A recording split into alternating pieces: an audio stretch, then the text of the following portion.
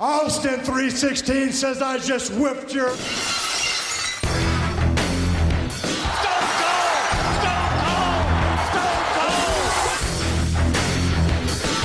sit there and call yourself the gorilla, yet you hee-haw out here like a jackass. What? I said shut up. You can kiss my ass. Kumbaya, my lord, kumbaya. What? And that's the bottom line, because Stone Cold said so.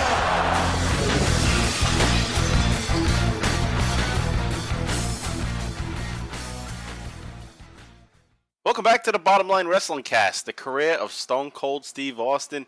This week is episode 74, a game of cat and mouse, and we are covering January into February of 2001. I'm Mike Prue, along with JV as always. JV, how you doing? Doing well, man. Great to be back here on episode 74. Yeah, 74. The Bottom Line Cast. Just coming out of the Royal Rumble, Great Royal Rumble 2001 that we talked about last week on episode 73. Yes. And we did it a little differently last time. We did a watch along within the episode. So if you're looking for the watch along of Royal Rumble and you didn't listen to last week's episode, well, that's where it's at.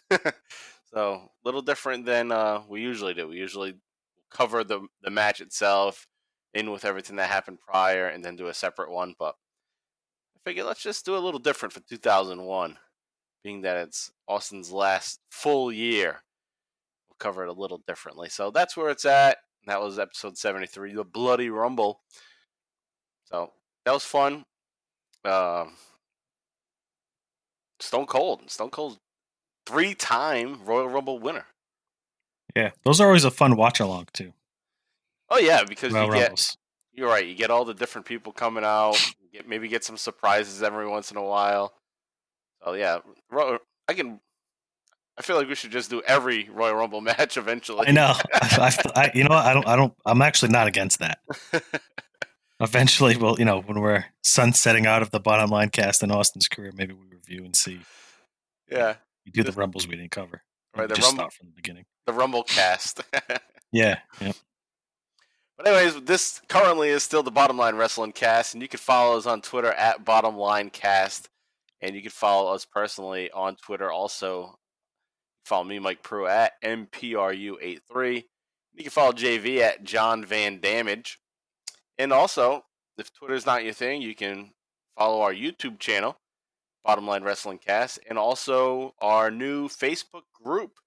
And the group is growing. There's about 40 members now in the group, so that's pretty good for a week and a half of having it. So thanks, guys, for joining, and thank you, listeners, if you're in the group.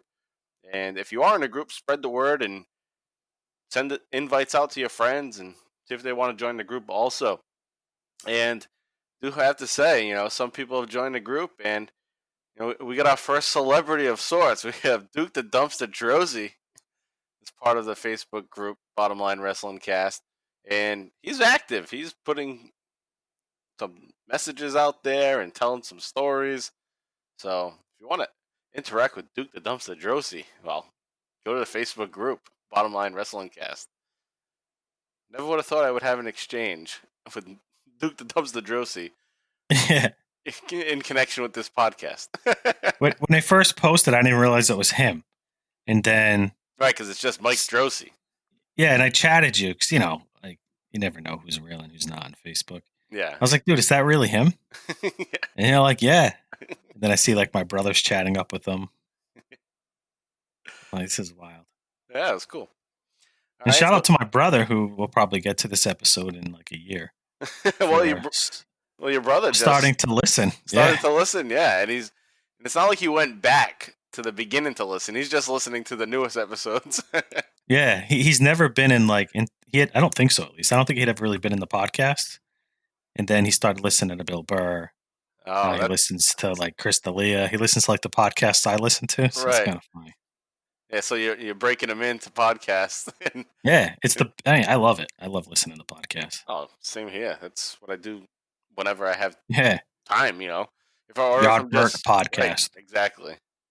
Whenever driving in the car is a podcast. I don't listen to music anymore. Rarely ever do I listen to music. Same here. It's just podcasts. Like, all right, there's information, and there's new information every day coming out. Rather, I listen to music if I have no podcast to listen to. Right. The only time I might listen to music, and yeah, that's still the issue is maybe there's a podcast that I don't want to listen to at the moment, is if I'm at the gym. Mm-hmm. Like, because sometimes at the gym, if you're on a treadmill, listening to somebody just talk is like, maybe, like, it's going to be really interesting. Yeah, gym is to work music out to all it. the time. So, yeah, you need some music, usually. Gym's always music for me. But back if in it's the something... day when gyms were open. Oh, yeah. Yeah, back when they were open.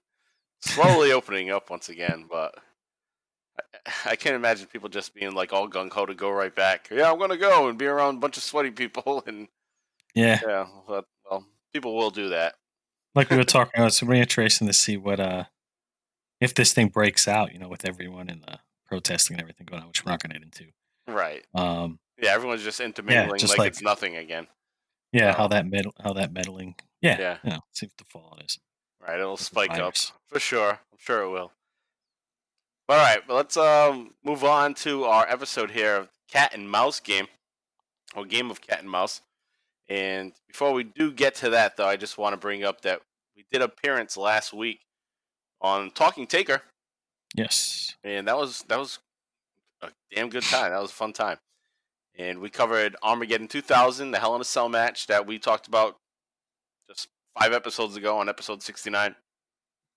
And we had a fun time watching along with Alex and Travis over at Talking Taker. So give them a look. Obviously, we bring them up every single week.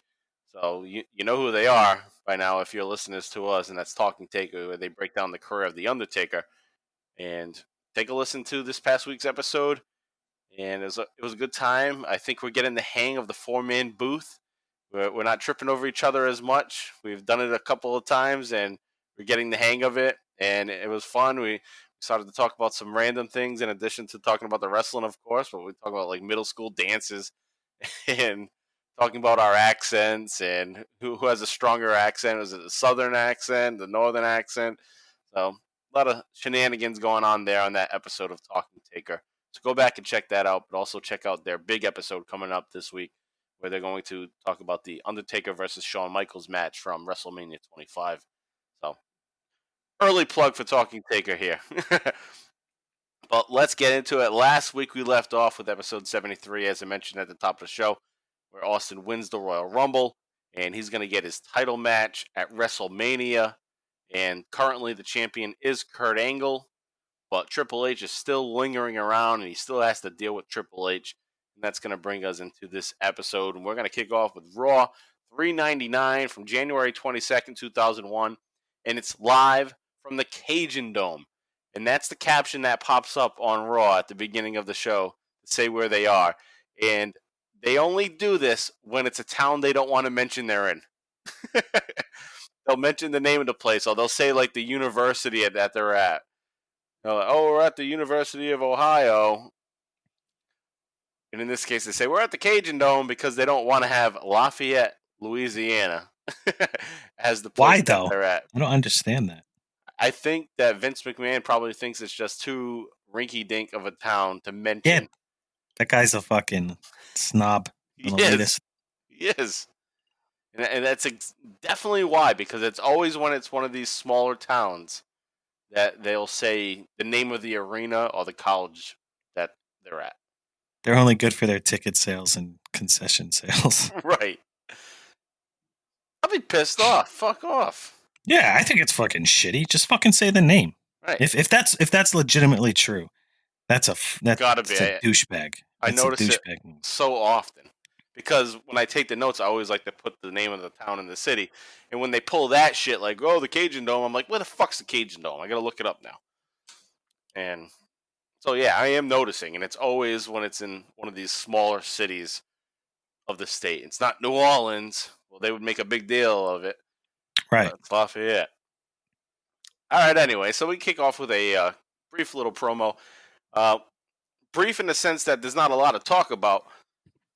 It is 7 minutes, which is not too bad for an opening promo. They'll usually sometimes go 15 minutes. Yeah. Triple H and Stephanie are going to cut a promo here to kick off this episode. And Triple H heads out to the ring. He's got his sledgehammer now, so this is becoming more of a mainstay, tool that he has with him, his weapon, where he's bringing out this sledgehammer. Triple H calls the place a hole in a wall. So see, right off the bat there, they're making fun of the place that they're in. He says, "Oh, this place is a hole in wall, but I thought it was going to be a town that I was going to be celebrating in. Though I was looking forward to being here because I should be celebrating as the new WWF World Champion. But Stone Cold Steve Austin screwed me. He's a piece of crap, and that's the reason why I'm not celebrating tonight. And then when Stone Cold Steve Austin does arrive tonight, I'll be waiting for him." And then JV, I see that you had a little comment in here about that. Is that this? No, I was gonna bring this up when you were done covering the rest of the promo, but did you? What? Did you finish saying the last part of his promo or no? No. So all right, I didn't think so. Okay. All right, so he wraps it up basically saying, I got this sledgehammer, and I'm gonna split his head open with this sledgehammer, and I'm gonna stand over his broken, bloody, beaten ass. So that's what he's looking forward to doing tonight, is beating Stone Cold's ass with the sledgehammer. Yeah, and that last part of his promo is it takes the promo back. Like, I think it ruined his whole promo. Like, it was unnecessary. Yeah, because the sledgehammer infers, I'm waiting for him with this. Yeah. I am going to kick his ass. It's more sinister. It's like, we know what you're going to do with the sledgehammer. Right. Like, because it's not a shock. It's not like you have a fucking, lawnmower, bro. Then I'd be like, all right, what's he going to do with a lawnmower? But you got a fucking sledgehammer. It's pretty obvious what you're going to do with a sledgehammer. Right. And so you don't have to explain yourself. And all it would take for him to say, "I'll be waiting," which is what he said, the last thing he said before he continued on. But I'll be waiting, and then slap his hand on the top of the sledgehammer a few times, and then his music plays, and then you'll know what the fuck's up. But no, and he's the game, so that's part of his game. It's like, all right, I don't know, what you're gonna do. It's like, kind of ruin the game. Right. Yeah, you're giving away too much, and that's always been his problem, and that's what we bring up often, is that he can't stop talking. Yeah. He likes to hear himself talk. Right, he continues on. He doesn't think his point is across, so he has to continue to speak about it. Yeah, it's like, do you not have confidence? Because this promo is awesome. One of his best promos. Because I don't know, because we're very hard on his promos, but one of his better promos, I'll say. Of this time, yeah. If he just ends it, I'll be waiting. Right. And then they cut away, JR and fucking Lawler talk about, what's he going to do? Blah, blah, blah. And then you're going to tune in I don't know. You're going to tune in anyway, I guess, but right.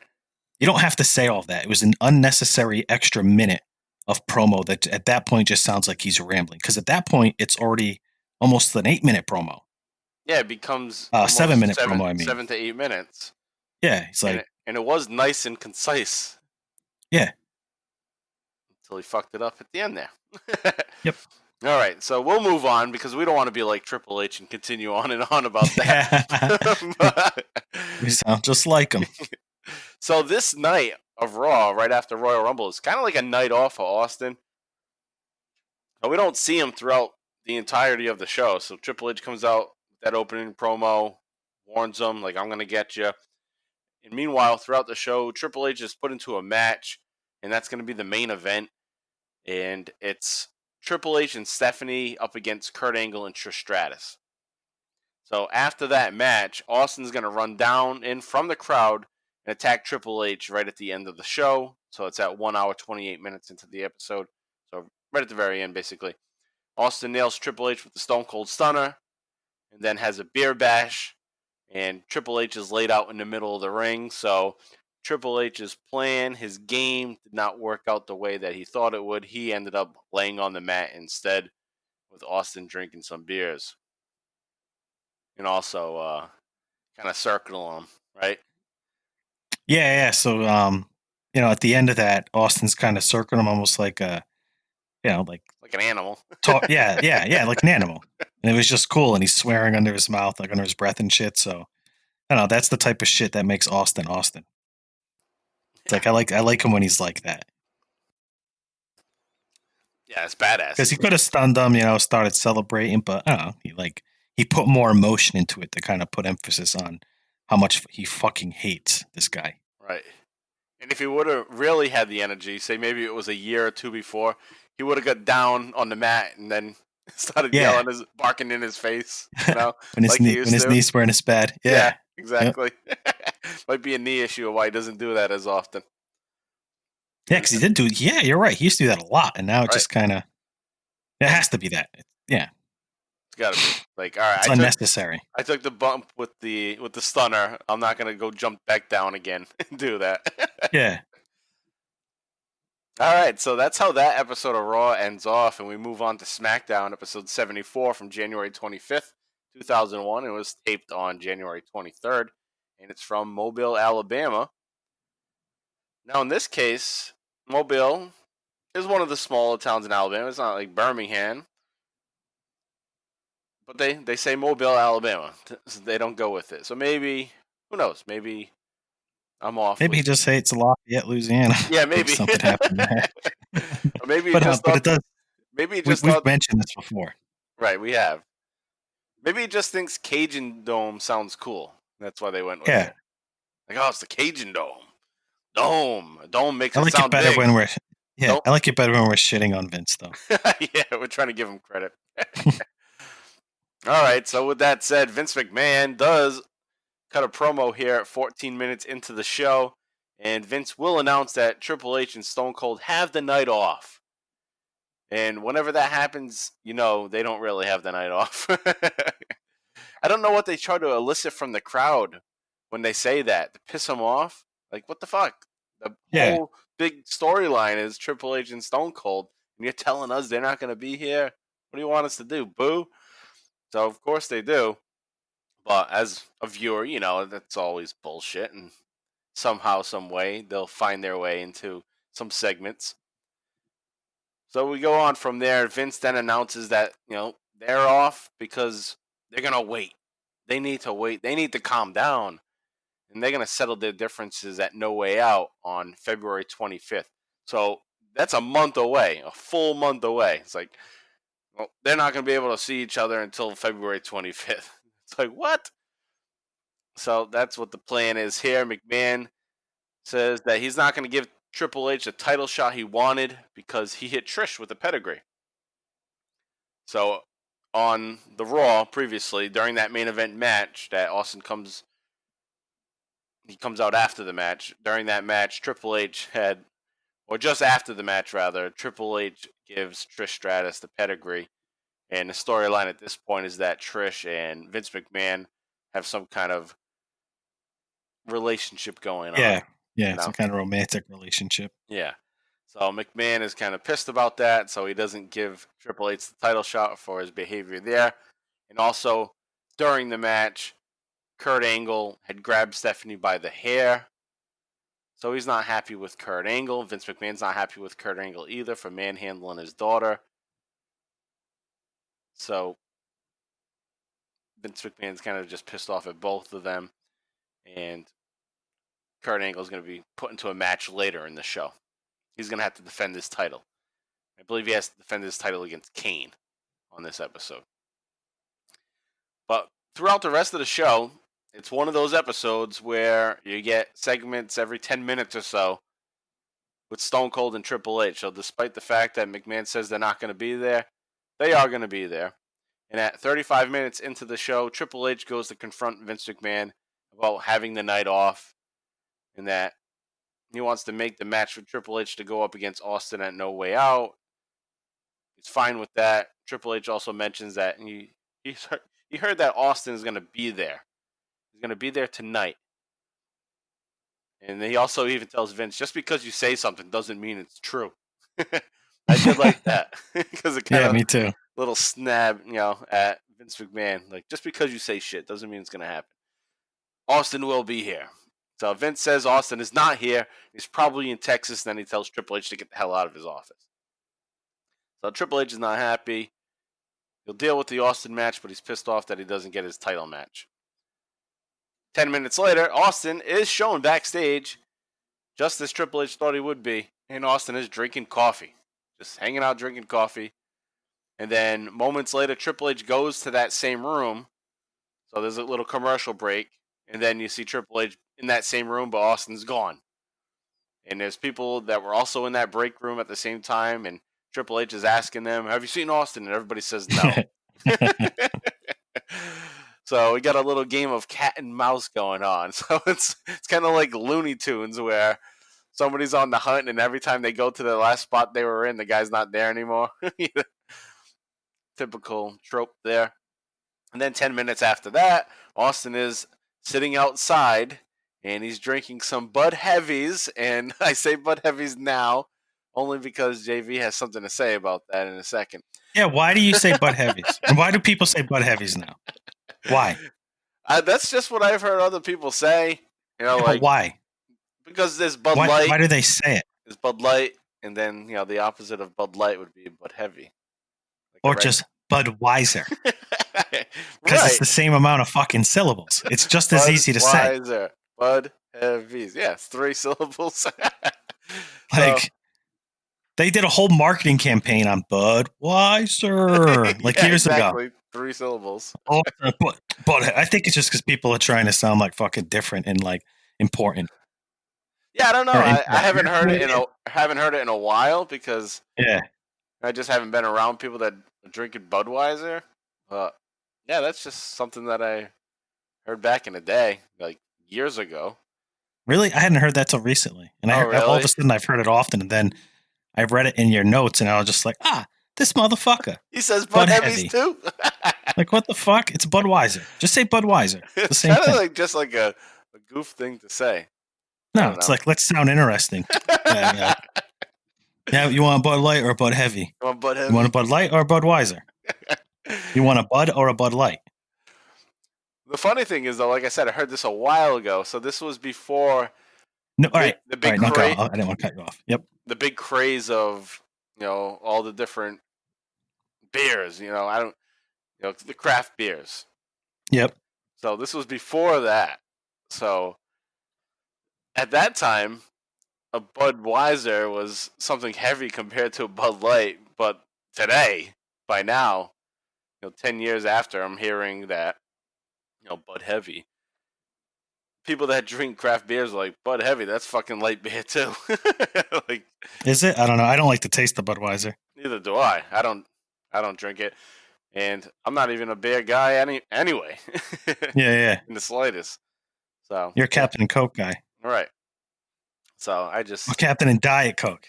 So it's kind of like something I just heard being around, like Dan, Will, and Stanko. Yeah. Those guys, like, Bud Heavies.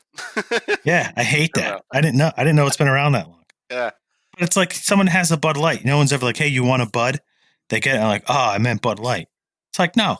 You ask for fucking people that want Bud Lights, they put emphasis to no, Bud Light. Like they make sure. Because they don't want that fucking Budweiser. Oh, well, it's just like if I'm ordering Captain Diet. I'm like, no, Diet, not Coke. Yeah. Like Diet Coke, not fucking regular Coke. That changes the whole I just flavor. figured if you're gonna give something a nickname, you try to shorten it. Not like the same thing. It's the same thing, yeah. No, it's just Anyhow. like I said, it's just that there's light and then there's heavy. There's light and then there's Budweiser. How about Bud Darks? Like Diet, all right, there's Diet Coca-Cola. Call it Diet Coke. Right. Shorter, it's easier, simple to say. You don't call Coca-Cola Coca-Cola, you call it Coke. Yeah, Diet Coke is called Diet Coke. It's not called Diet Coca-Cola. Like the branding is Diet Coke. Ah. Yeah. I didn't know that. Yep. So you look at the bottle, it just says Diet Coke. So throw that comparison out the window. All right, anyway, so yeah, fucking Heavies, whatever. It is funny that you did note that. It's like, yeah, it's the same fucking amount of things, syllables as Budweiser. Next, anytime someone says Bud Heavy to me, I'm like, you mean a Budweiser? And then when they look at me weird, like yeah, same fucking thing. No, Budweiser.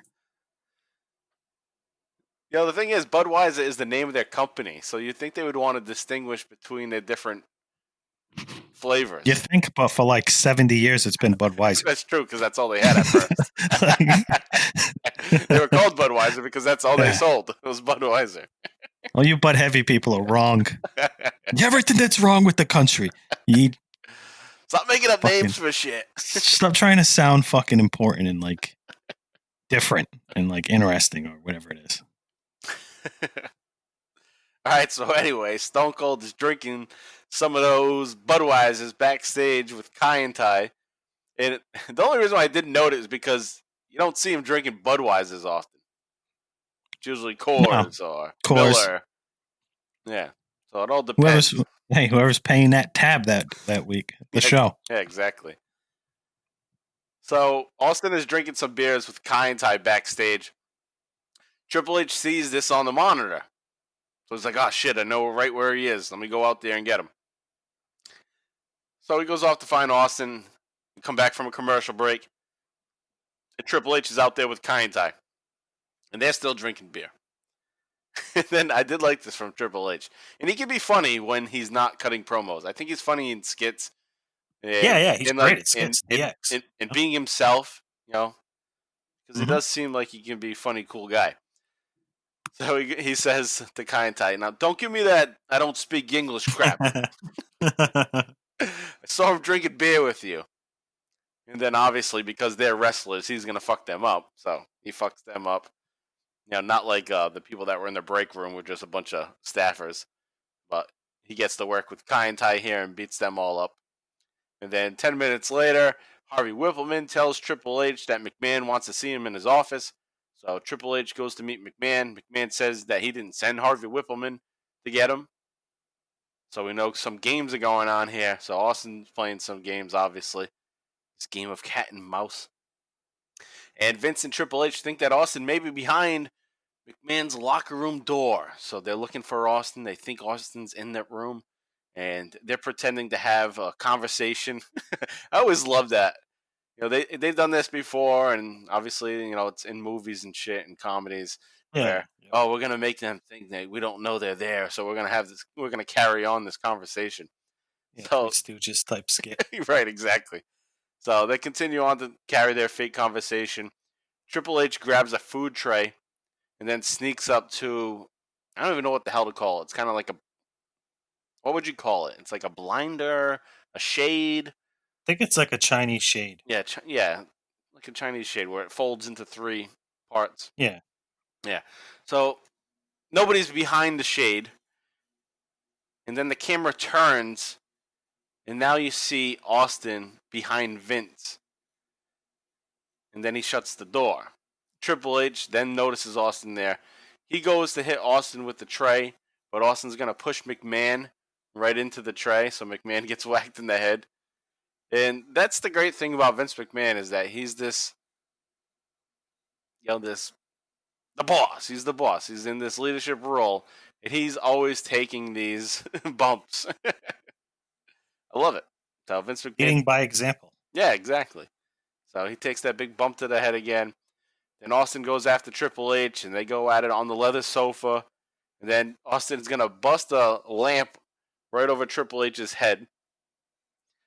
And then he says, "Yeah, you dumb son of a bitch." And then he shuts the lights off, and in true comedic fashion, Austin says, "Lights out."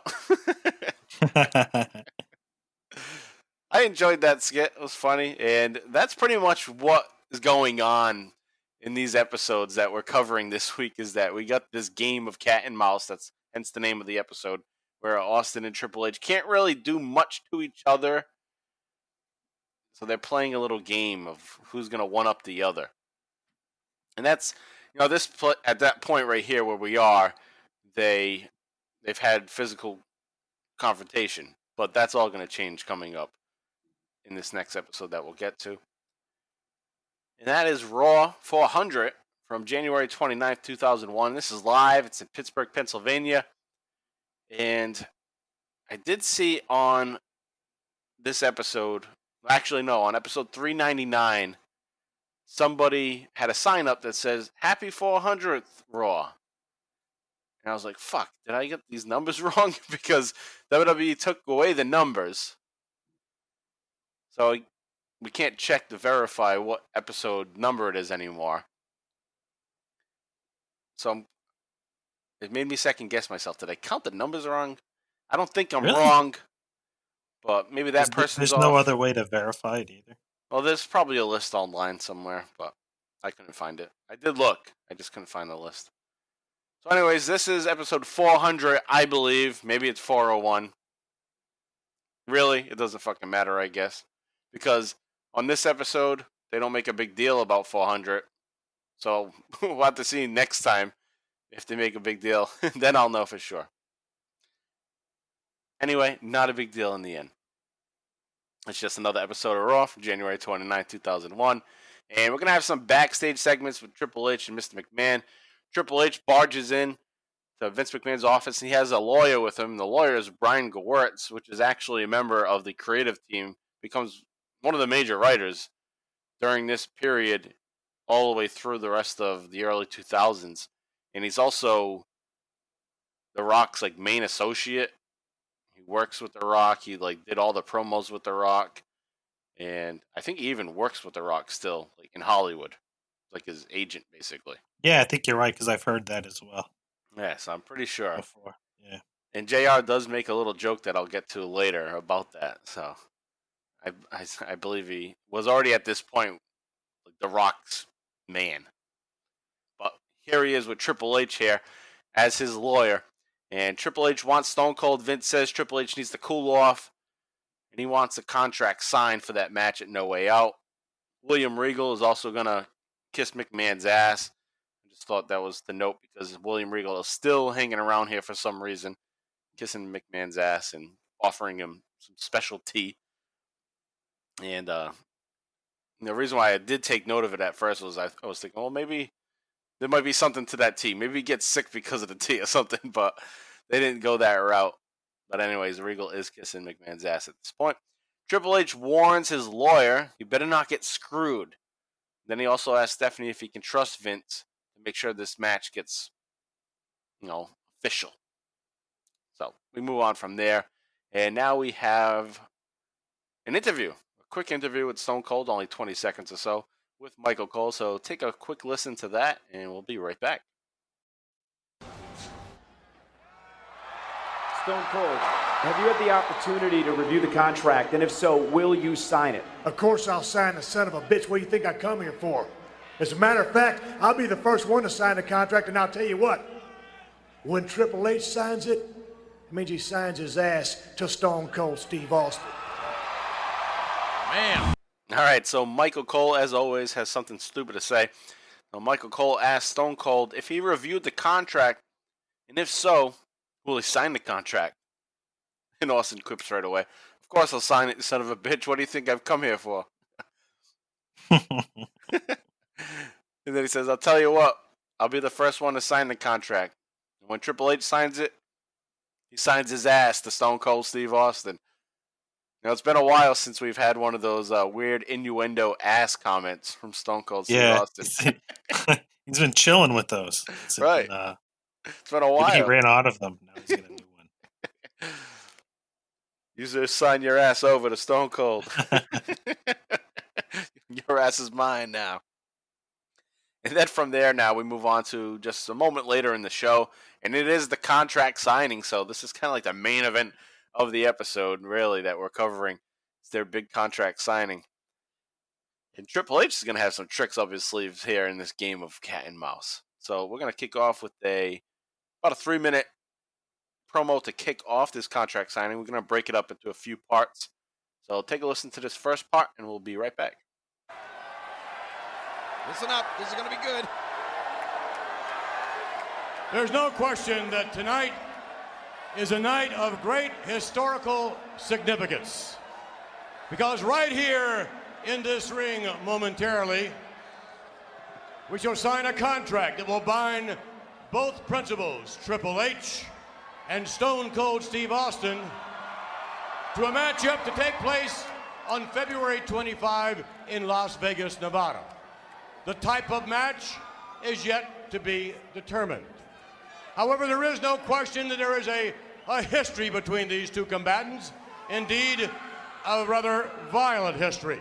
Oh, yeah. There's no doubt that there have been acts of aggression and intent to commit mayhem on each other for quite some time.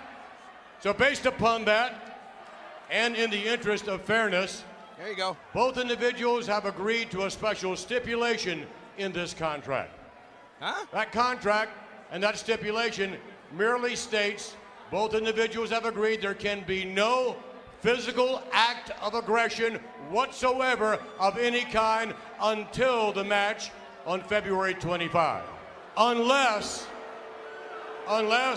it is so sanctioned in a matchup by the World Wrestling Federation. That's fair. Sounds fair. Now the penalty for an act of aggression, regardless of who starts it, is severe. Severe for both individuals. For Triple H, the penalty of being involved in an act of aggression against Stone Cold in any way is an automatic 6-month suspension. Wow. I assume without pay. The penalty for Stone Cold Steve Austin is simply that Austin will lose his opportunity to be World Wrestling Federation champion at Wrestlemania. Which Austin won by winning the Royal Rumble. So without further ado, I give you the principles. Firstly, Triple H. Who, by the way, is Mr. McMahon. All right, so to kick off, Mr. McMahon heads out there. He makes his way to the ring, and Vince talks about the night being a historical night. And then he also mentions that there's going to be a stipulation for the match between Stone Cold and Triple H, but it's yet to be determined. And it's going to be a damn good stipulation. JV, do you remember what it is? For No Way Out 2001? No, I do not. Do you want me to spoil it, or we want to wait? No, wait. All right, Don't spoil it. wait. Okay. I don't remember. If I don't remember something and I know I'm not going to remember it, I don't. Like at the end of the episode, I'm not going to be like, oh yeah, it's this. Right. Yeah. So don't spoil it. No, it doesn't even get brought up, so we'll talk about it next week. But for many of you diehards out there, you know what it is, and it's a pretty cool stipulation. You know, it's watch along worthy style match too, so that's a big one. So, anyways, at this point, the stipulation is not revealed, so we won't reveal it for everybody because, as I've said in the past, we do have listeners that like to just kind of live this out for the first time without everything being spoiled ahead of time. All right, so from there, Mr. McMahon mentions their violent history that they've had with each other. So there's a stipulation in this contract that will be signed in that they both agree to have no physical contact prior to the match at No Way Out. So this has just become a running thing that's a running stipulation for Austin in his feuds. And I think he even had this with Triple H, if I'm not mistaken, is that they couldn't touch each other until a certain match. They had to have a cool down period. So here it is again. It's a contractual cool down period, and they have to wait a month until they can get their hands on each other once the contract is signed. And then Emphasis on sign. right. And then he also throws another little loophole in there. And I thought this was smart for them to do. Vince McMahon says, you won't have physical contact prior to the match unless it is so sanctioned in a match made by the World Wrestling Federation. So if, like, next week on Raw, if they decide to have Stone Cold and The Undertaker against Kane and Triple H, then they can have physical contact with each other. So it made sense, like, it's a month away. They might find themselves in the writing room. Like, oh shit, what are we going to do with them? We need to throw them in a match. So, And people are paying money to go see. Right, exactly. They want to see them in some kind of action. So, that will happen. Not that match. I was just coming up with that match off the top of my head, and that match made no sense because Kane and The Undertaker are all buddy-buddy again at this point. But Triple H and Stone Cold will be involved in a match coming up real soon. So that's why they threw that in there. So anyway, to continue from there, the penalty for aggression is severe for both men, Vince McMahon has said. He says that Triple H is going to be suspended for 6 months. and Austin will lose his title shot at WrestleMania if there's aggression between anybody. Then McMahon says he's going to introduce the two principals because it's so legal. Going to bring out the two principals, Triple H and Stone Cold Steve Austin, so they make their entrances. Triple H is out there with his lawyer. Jerry Lawler says to JR, you know, Mr. McMahon hates lawyers. And then JR responds, yeah, and agents.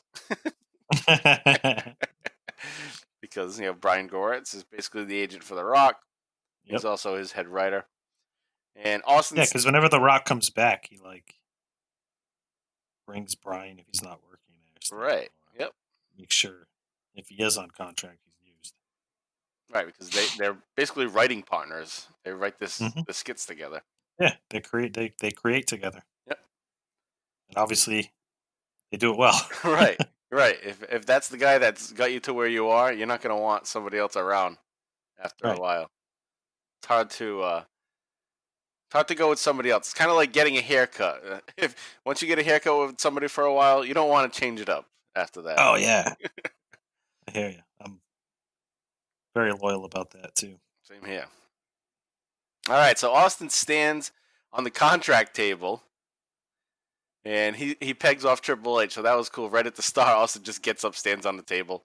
Jerry Lawler's like, oh, that's Vince McMahon's personal desk from his office. It's like, bullshit. Here they are in Mobile, Alabama. Actually, they're in Pittsburgh, Pennsylvania.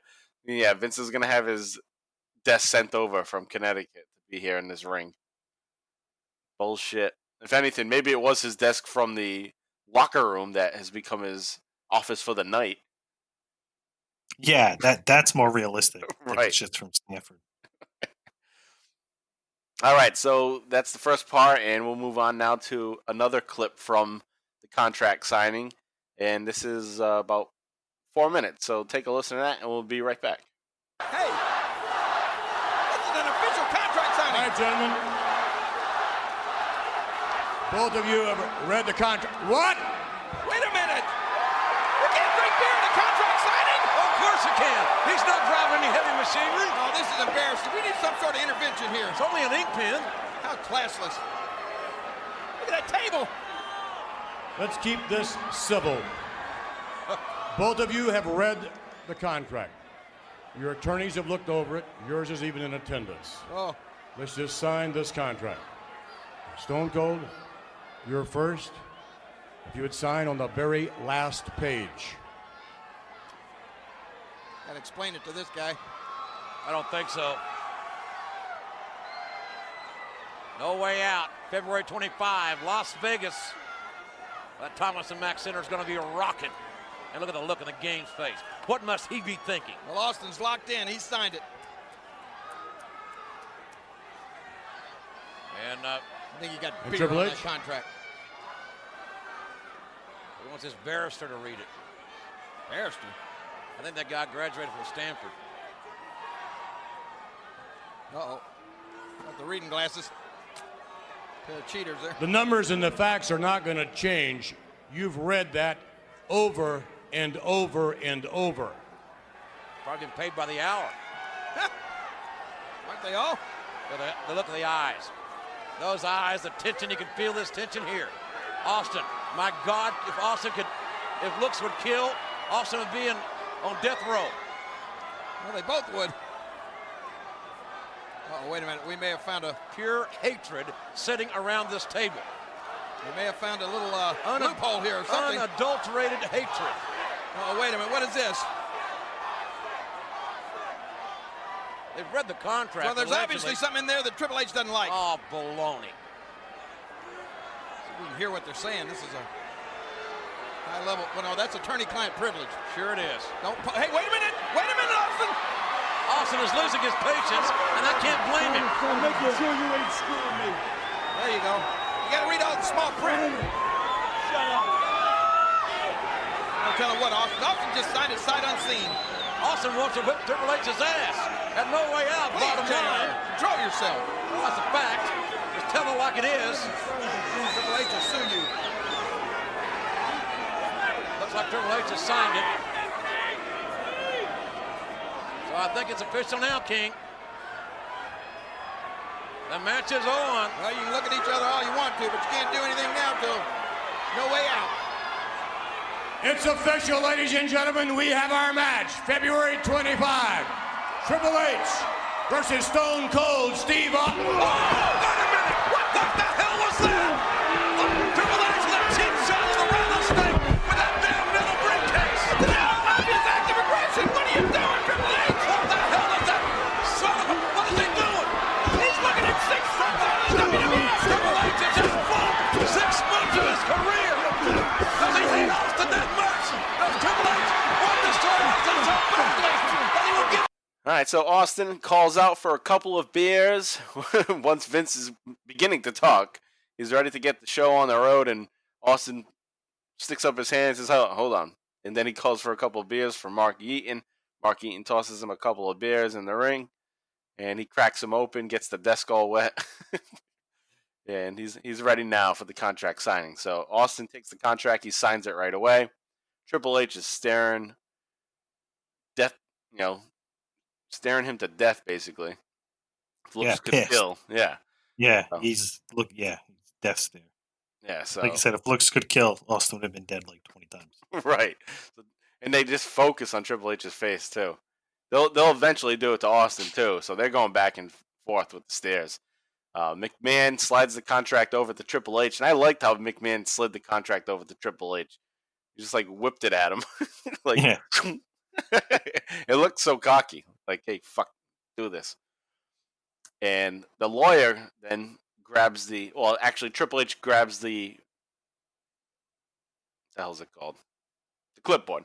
Grabs the clipboard that has the contract, and he hands it over to his lawyer, Brian Goretz.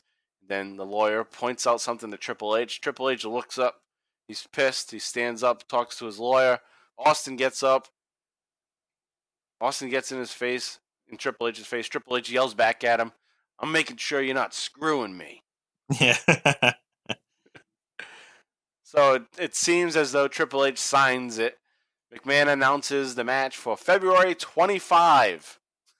Here we go again. Vince McMahon can't say dates. February 25. Not 25th. 25. What is that? Like, why does he do that? Does he think he's doing it the right way and everybody else is a fucking idiot? I don't know. I don't know why he did. I don't know. Maybe it was the way schools were back then, or whatever school he went to. Maybe. Well, I doubt it. I believe he went to some military academy. Maybe that's how they said it there. Yeah, maybe it's more military speak. Right. February 25. I mean, from a military perspective, I guess it does make sense. Yeah, I can. They're all about clarity in your communication. Like, right. 25. Right. So there's no misconstruing 25 with 26. 25th, 24th. Right. Because he said 26th. 5, 4. Yeah. Could be, yeah. Maybe that's why. Maybe he learned it then. And that could be one of his things where he thinks that's the right way, so he's going to say it that way no matter what. And he's the only one that fucking says it. But in that case, you would think that he would make all his announcers say that shit too. Mm-hmm. But they don't. It's just his thing, I guess. Anyway, all right, so that's just... Yeah, I think maybe we cracked the code on that. So from there, the match is set for February 25 at No Way Out. Triple H grabs the Halliburton briefcase and then nails Stone Cold with it right after signing it. So what the hell's up with that? You know, we thought he just signed the contract, and immediately he nails Austin with the briefcase, and Austin goes down, and Triple H begins to wail on him. We'll get into what exactly went down in just a moment. I was actually shocked about that. I was too. I was like, what the fuck? Because I forgot how it played out. Yeah. Exactly. I forgot how it played out, too. So I actually had to change my notes, too, because I started writing. I was like, okay, I get it now. But let's take a listen to the next clip. It's a brief one. It's only a couple of minutes long, and then we'll just go over what happened there and explain how Triple H was able to sneak that one in. No! The pedigree! My God, the game is snapped! Yes! Now, you know what? You just been suspended for 6 months, pal. Yeah, pal. You dumbass. No, Vince, I've not been suspended from anything because I never signed. What? Triple H didn't sign the contract. Look at this. Oh, look at. I can't believe this. He's just now There's signed your it. damn signature. What a cheap, underhanded son of a. Austin 316, huh? Well, paragraph 316 says, pal, you can't touch me. Oh my God, what a loophole! I can't believe what we have seen. The game skirted the law. The game with a cheap shot has tried to destroy Stone Cold Steve Austin. Is that a smile I see on Vince's face? What is there to smile about?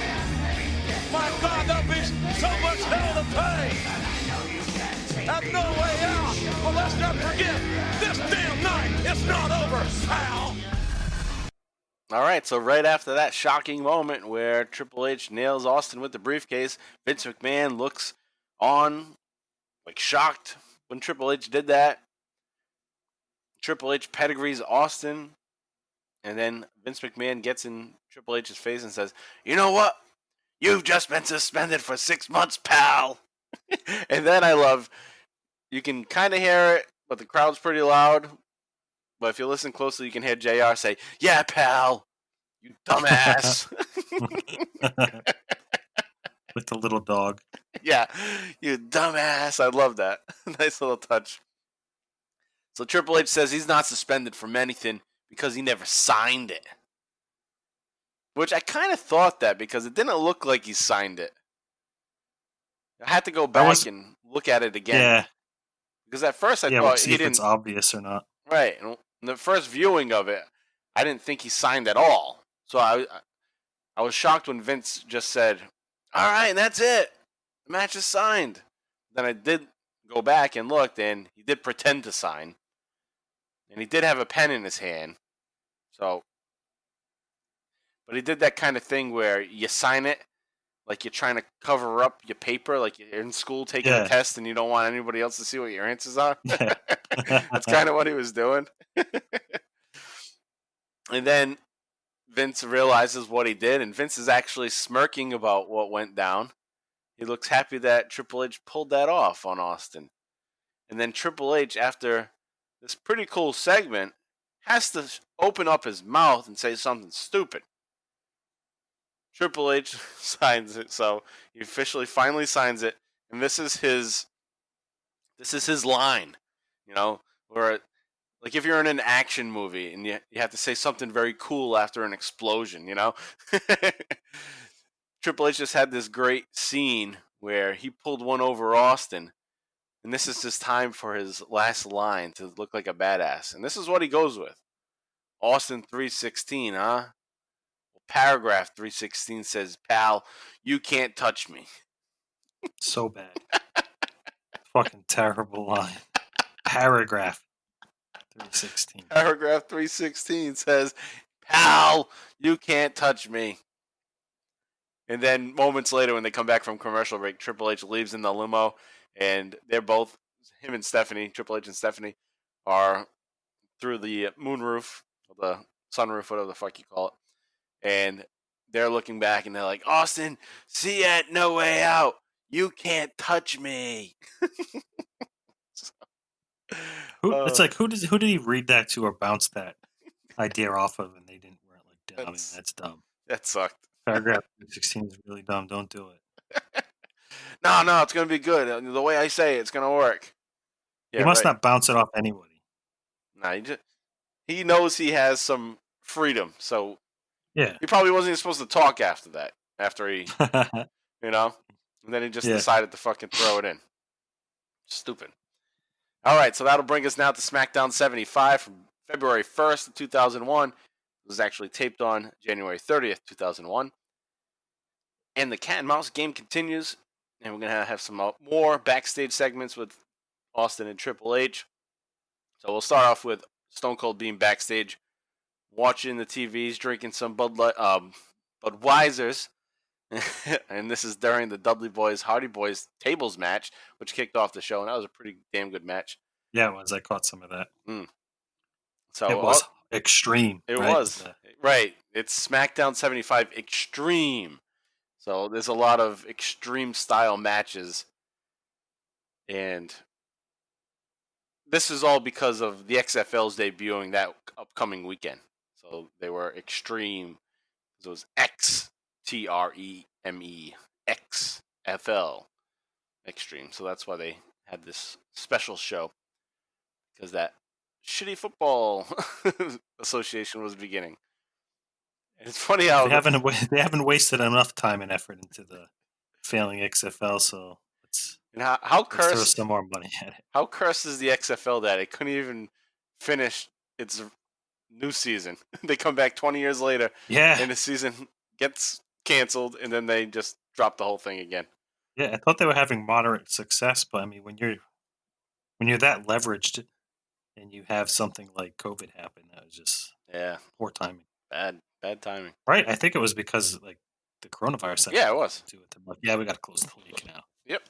Yeah, because that's all the sports were shutting down at that.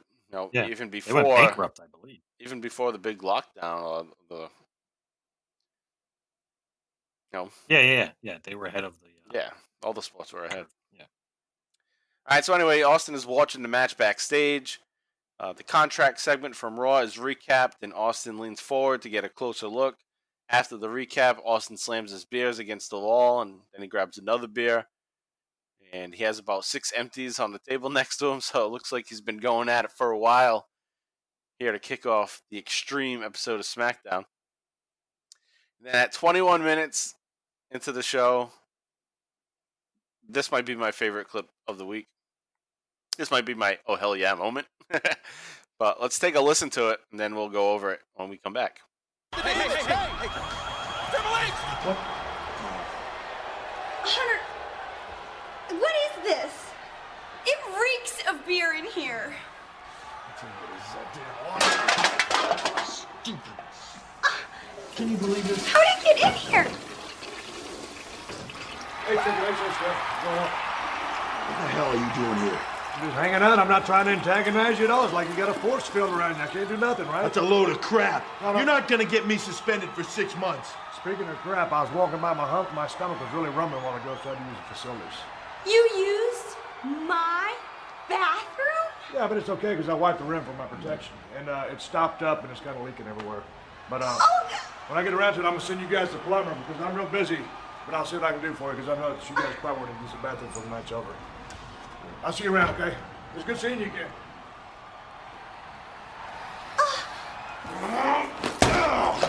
Oh my gosh! All right, so Austin was just in the room drinking a bunch of beers, and we assumed that was his locker room, but apparently it wasn't. Triple H and Stephanie enter that same room, and they're looking around like, what the fuck happened here? And Stephanie's bitching that the room smells of beer. Triple H is knocking all the beer cans around, and then then you hear the toilet flush. And Austin just comes out. Remember, at this point, they can't touch each other, and Austin's taking advantage of that right now. So he walks out, hey, Triple H, what's going on? I'm not trying to antagonize you. It's like you got a force field around you. So Triple H is all pissed off. Says, that's a load of crap. You're not going to get me suspended for 6 months. He thinks that, Triple H thinks that, oh, you're trying to get me to hit you, get me suspended. Austin's like, no, don't worry about that. Austin tells Triple H that he took a crap in the bathroom. Stephanie gets pissed about it. Austin says he wiped it down for protection, though. Which I love. The insinuation is that, oh, Stephanie, you're so gross that I had to wipe the toilet first before I sat down. I wiped it for my own protection. And then he says, I'll send you over a plumber because it's clogged. And then there's such a great line because you have Triple H and Stephanie standing there baffled. And Austin just goes, I'll see you around. It was good seeing you again. Just great Austin comedy. When he gets the chance to do it like that, he's a master at it. Because you expect him to always be like yelling and pissy. But in this case, he's being a little smart ass. Hey, it was good seeing you again. All right, so from there, I don't know, something about that segment I just love. But from there, Regal is still kissing McMahon's ass and informs him that there's a very important call that needs to be attended to. And Vince is talking on the phone and is surprised that whomever he's on the phone with is in Columbus, Ohio. Okay, so that's where we are. Did I not mention that? Yeah, they're in Columbus, Ohio. I didn't mention that. Yep. And You didn't? No, I don't think so. No. No. All right, so they're in Well, Columbus, it's not written Ohio. down in your notes. Right, so yeah, I didn't say it. Yeah, they're in Columbus, Ohio, and which means they're probably at Ohio State University. So Triple H is pissed off backstage. Stephanie tries to calm him down and says she has a good idea, and she's going to go talk to her dad.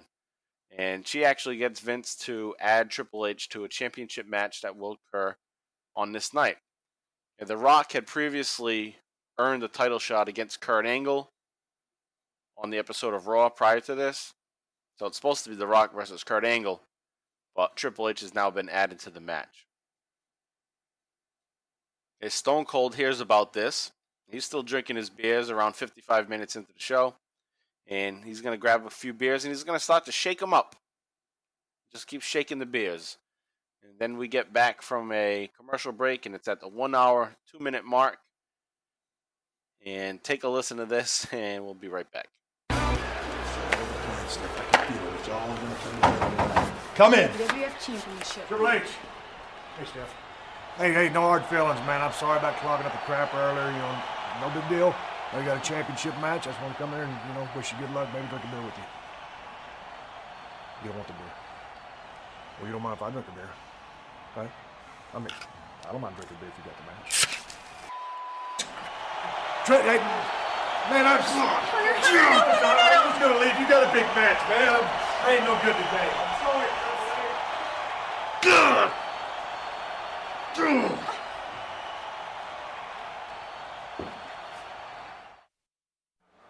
All right, so we see Triple H getting his ring gear on. He's getting ready for his big championship match. Stone Cold knocks on the door. He enters the room. Austin offers Triple H beer. He says, no hard feelings. And that he's just pressing his button, so that's cool. It's right before a match, so he's getting in his head. And Triple H doesn't drink beer. And that's becoming a known thing at this point, that he doesn't drink the beers. So he's just kind of annoyed. And then Austin cracks open the beer that we had just seen in the previous segment. He was shaking the beers up. So he cracks the beer and then spills it all over Triple H. Then Austin backs out of the room and says, hey, I know you got a big match to prepare for. I'll leave you alone. So then we get to the match. We get to the WWF Championship match. And it's at 1 hour and 21 minutes. And it goes until the rest of the duration of the show, which is just about 10 minutes. And early on in this match, Triple H hits the pedigree, like right away. Hits the pedigree on Kurt Angle. Actually, no, Triple H hits the pedigree on The Rock. And Kurt Angle. Rock, yeah. Yeah, Kurt Angle breaks the count. And then just a minute later, Stone Cold's music hits. He comes out with a cooler of beer. He just pulls up a chair and sits down. Continues to drink and watch the match. Triple H is all pissed off because he knows he can't touch him. He's just chilling. Yeah, he's just observing. But yep. Even having him around just annoys the fuck. Like we said earlier, and how during the contract signing, Triple H is has that death stare. Right. So that's just so to see him out there only re-intensifies that hate he has for Austin. Right, and it distracts him from winning the title too. In the back of his head, it's like, oh, Austin's there. I don't know what he's gonna do. I don't know what I'm gonna do because I could get pissed and hit him, and then I'm suspended. So mind games here. Game of cat and mouse. So Austin's sipping on the beer, and I thought that was weird to see Austin sipping a beer rather than just like pouring it all over his head. He's just sitting back, nice and calm, cool, sipping on the beer. At one point, Triple H gets tossed out of the ring. Austin gets up and walks towards Triple H. Triple H lays on the mat. Austin places a beer right next to Triple H's head. Nice little touch there. Still fucking with Triple H. Triple H sees the beer. He slaps it away. At the same time in the ring, The Rock has the sharpshooter on Kurt Angle. Triple H gets up and breaks up the sharpshooter in the ring. And I thought this was a solid match for a Raw. Actually, it's for SmackDown, rather. But it had like a pay-per-view feel to it with these three guys in the ring. Austin's outside, ringside. They had 10 minutes to work. It's not a whole lot of time, but a decent amount of time for these guys to put something together that would excite the crowd. So, had that feel, in my opinion. The Rock is going to set up for a people's elbow, but Stephanie is going to distract the referee, which is Earl Hebner.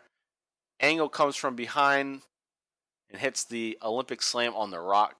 And The Rock's going to kick out on 2. And that's because Earl Hebner is tied up with Stephanie. So he's distracted with Stephanie. So it took a while for Earl to be able to go make the count. So The Rock kicks out on 2. Triple H gets kicked into Earl Hebner. So Earl Hebner is now knocked down. Triple H goes for the pedigree on Angle. But Angle counters with a low blow and a roll up. But Earl is still down. But Austin's going to run into the ring, grab Earl's hand, and make the 3 count. And we've seen him do that before. And I guess it's official. Kurt Angle wins the match, even though the referee is out. Austin's music plays instead of Kurt Angle's music. Then Austin just starts walking around, and he's screwed Triple H once again. He screwed Triple H out of the championship again. Within twice in 2 weeks. So the game. But another impressive win for Kurt Angle. Kurt Angle just keeps finding ways to sneak him out and hang on to this title. Yeah, some of the biggest stars in the biggest stars in the company. He's eking out these victories. He's having, for this period, 2001, 2000, he's having one of the longer reigns as the champion. He's been. And as far as like opponents, like the victories he's had, it's got to be one of the more impressive reigns. Right. He's getting these wins against Austin. He's getting wins against The Rock. The better ones, also. Yeah. Triple H, obviously, so many times. So, yeah. Angle's on a roll here. Obviously, he's the little sneaky champion, but nonetheless, he's still pulling these championship matches out. So there it is. Austin walks off having screwed Triple H, and the game of cat and mouse is not over yet. It's going to continue as they continue to build to No Way Out, where they cannot touch each other. So it'll be interesting to see as we continue next week what will happen. I know a little bit of what's going to happen, so I'll give you a little preview. McMahon is going to force Austin and Triple H to team up with each other. So we'll see what happens with that on next week's episode. All right, so we're going to take a quick little break. JV, was there anything left you wanted to add about this week with Stone Cold? No. I mean, things are going to start picking up.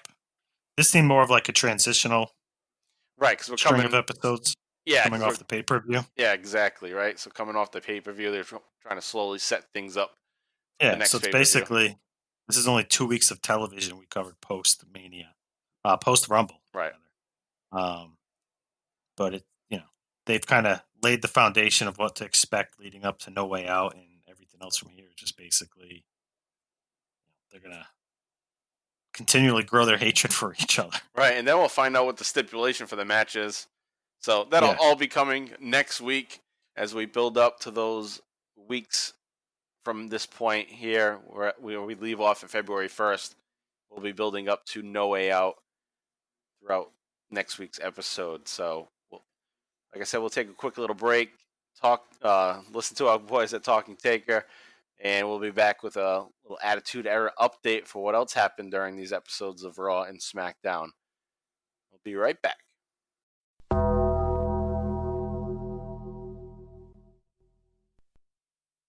What's up, rattlesnakes? This is Alex Dorio, one half of the Talking Taker podcast. And even though Stone Cold might say DTA, don't trust anybody, we hope you'll trust us when we say if you love the Bottom Line Wrestling Cast, you'll also enjoy what we're doing over on Talking Taker. Each week, my lifelong wrestling buddy and fellow creature of the night, Mr. Travis White, and I explore one pay-per-view match in the career of the greatest professional wrestling character of all time, The Undertaker. We're right in the heart of the Deadman's second coming in the late 2000s, but we've got over 125 episodes, so you can jump in from the beginning or pick and choose from some of your favorite moments, including every single Undertaker versus Stone Cold Steve Austin match analyzed in detail, including a great crossover episode with our buddies here at the Bottom Line Cast. You can listen to us wherever podcasts are found, and you can follow along our journey at Talking Taker on Facebook, Twitter, and Instagram. Thanks to Mike and JV for letting us plug the show, and take her easy.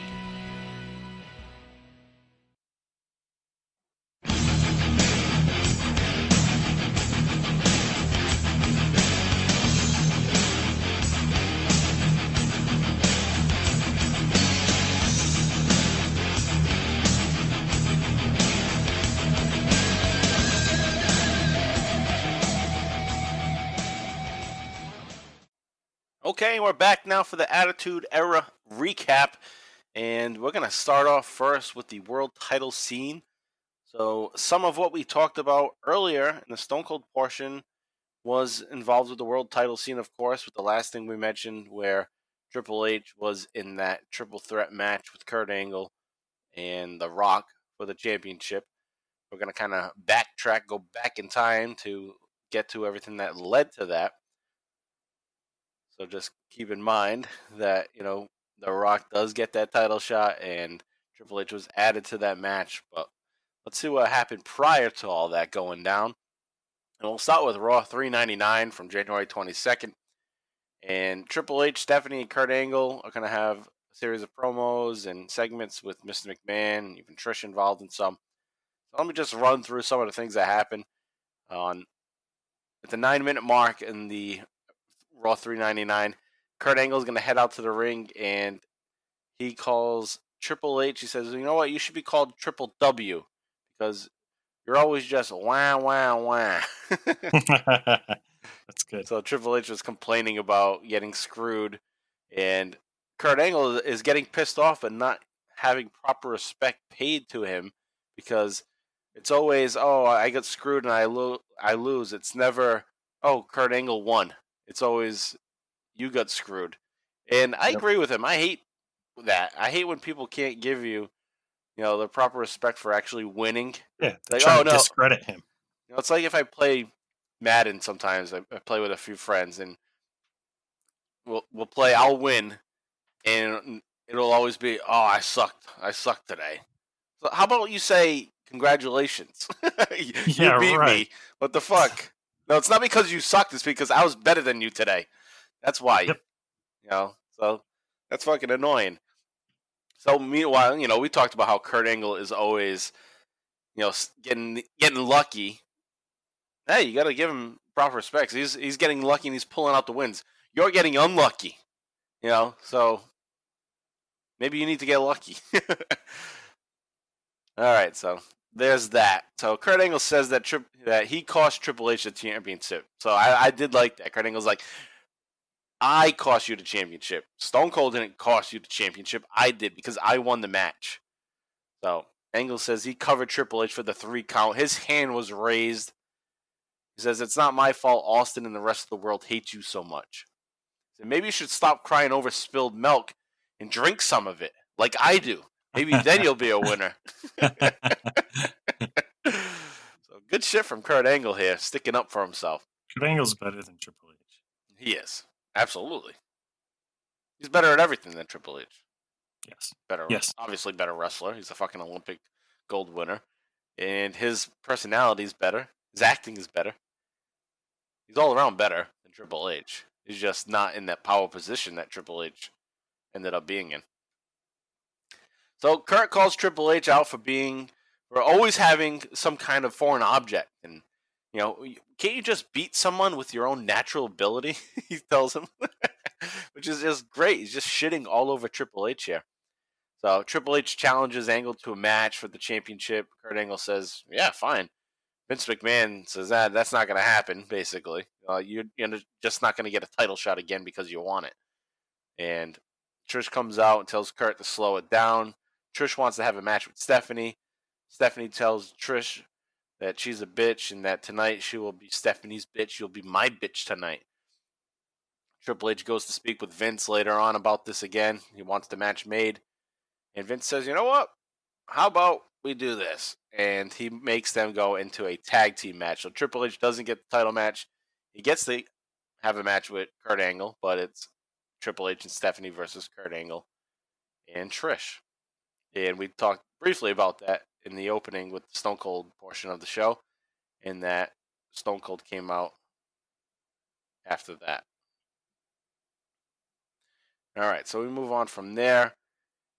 Later on in that match, Triple H is going to grab Trish and hit her with the pedigree, and Stephanie's going to make the cover for the win. So that's what pisses Vince off later, in that he doesn't want to give Triple H a title shot because of what he did to Trish, his girl, his little sex toy at this point. And on Raw 399, also, you get an interview with The Rock, who's also in the world title picture.